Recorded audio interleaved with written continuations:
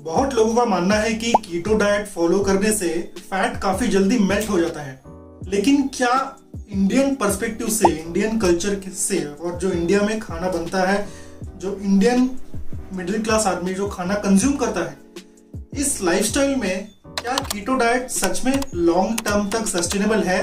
क्या इसके actual results आते हैं या नहीं? आज की वीडियो में डिटेल में और क्लियरली इस बात को समझेंगे। वीडियो में आगे चलने से पहले अगर आप इस चैनल पे नए हैं और पहली बार इस चैनल पे आए हैं तो please do consider subscribing the channel. नीचे जो सब्सक्राइब का बटन को क्लिक कर देना ताकि आने वाले सारे वीडियोस के नोटिफिकेशंस आपको मिलते रहेंगे और आपका जब भी मन करे वीडियोस आप देख सकते हैं। सबसे पहले समझते हैं कि कीटो मतलब क्या होता है। कीटो का बेसिक सिंपल मतलब है कीटोजेनिक डाइट। कीटोजेनिक डाइट में आप अपने कार्बोहाइड्रेट्स को काफी कम करते हैं, ऑलमोस्ट 10 से 20%। फैट्स को आप इंक्रीज कर देंगे ऑलमोस्ट 70% तक, और प्रोटीन 20% तक आप लेके आ सकते हैं। ये काम करने से आपकी बॉडी एक कीटोसिस के स्टेट में चली जाती है। इसका मतलब जो रेगुलर आपकी बॉडी ग्लूकोज से एनर्जी ले रही थी, अब वो फैट से एनर्जी लेना शुरू कर देगी। इसको कहते हैं कीटोसिस का स्टेट। अब इस कीटोसिस को स्टेट को फॉलो करके, यानी कीटोजेनिक डाइट को फॉलो करके कई लोग ने 3 से 4 किलो का वेट अपने पहले 2 हफ्तों में कम कर लेते हैं। बट याद रखिए, ये जो वेट आप ड्रॉप कर रहे हैं, ये वेट एक्चुअली वाटर वेट है। It is not the fat which is getting burned, it's the water which is dropping from your body. Water weight drop करने से आपका वेट लॉस हो जाएगा, लेकिन फैट लॉस तभी हो सकता है जब आप एक कंसिस्टेंट बेसिस पे कैलोरी डेफिसिट में रहेंगे, यानी कि कम कैलोरीज खाना।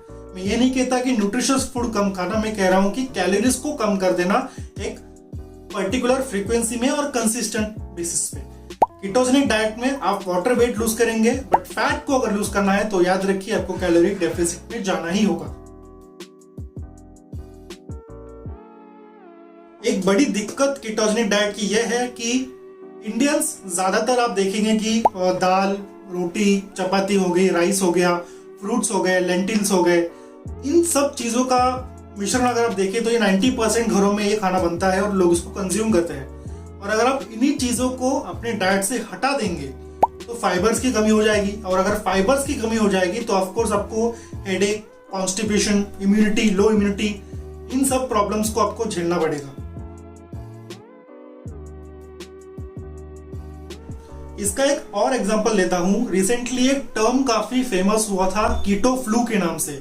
कीटो फ्लू मतलब जब आप अपने डाइट में कार्बोहाइड्रेट्स को ही बहुत कम कर देंगे, आप बंद ही कर देंगे, तो आपकी बॉडी एक कंफ्यूज स्टेट में चली जाती है।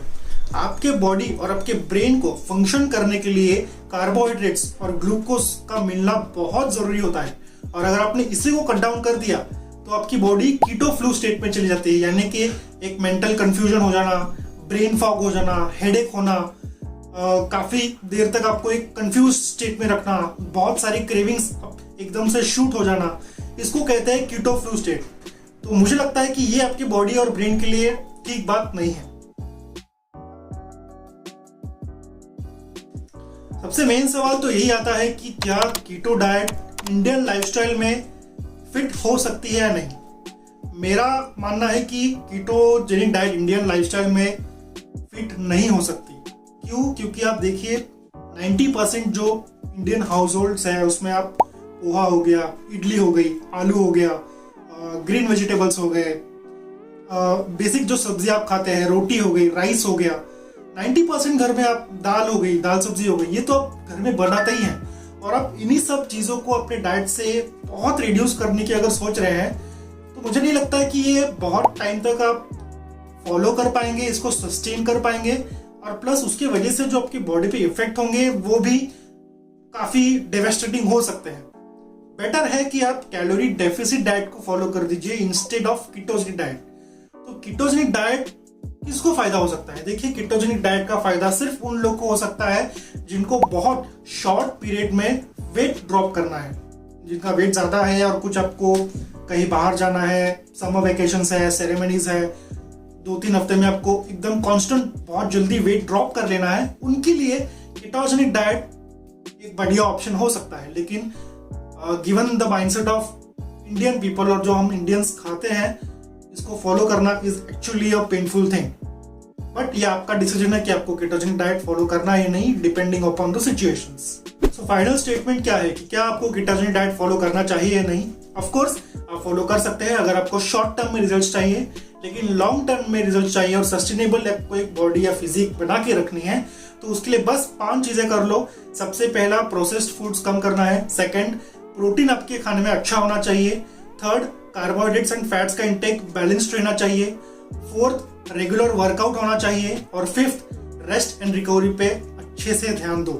ये 5 चीजों पे अगर आप रेगुलर कंसिस्टेंट बेसिस पे फॉलो करते हैं, आप देखेंगे कि धीरे धीरे आपको रिजल्ट आने शुरू हो जाएंगे और बिना किसी मेंटल फॉग के, बिना किसी कीटो फ्लू स्टेट के आप एक्चुअली एक अच्छी फिजिक बना सकते हैं। सो शॉर्ट टर्म या शॉर्टकट्स को फॉलो करना मैं इतना एडवाइस नहीं दूंगा। फिटनेस एक लॉन्ग टर्म गेम होता है, कंसिस्टेंसी का गेम होता है। सो जो 5 पॉइंट्स मैंने आपको दिए हैं उनको फॉलो कर लीजिए। बाकी कीटो डाइट के बारे में जो जानकारी मेरे पास थी वो मैंने आपको दे दी। अगर आपके कुछ सवाल है इस वीडियो को लेके, अगर आपके पास कुछ डाउट्स हैं, आप जरूर मुझे कमेंट सेक्शन में बता सकते हैं। अगर आपको इस टॉपिक के अलावा किसी और टॉपिक के ऊपर बात करनी है, समझ के लेना है फिटनेस के अकॉर्डिंग क्या आपके लिए अच्छा हो सकता है, क्या नहीं करना चाहिए, वर्कआउट्स के लिए आपको कुछ अगर डाउट्स है, कुछ क्वेश्चंस है, feel free to ask in the comment section. मैं जरूर ट्राई करूंगा कि आने वाले अगले वीडियोस में आपको इसके बारे में जितनी हो सके उतनी इन्फॉर्मेशन दूं।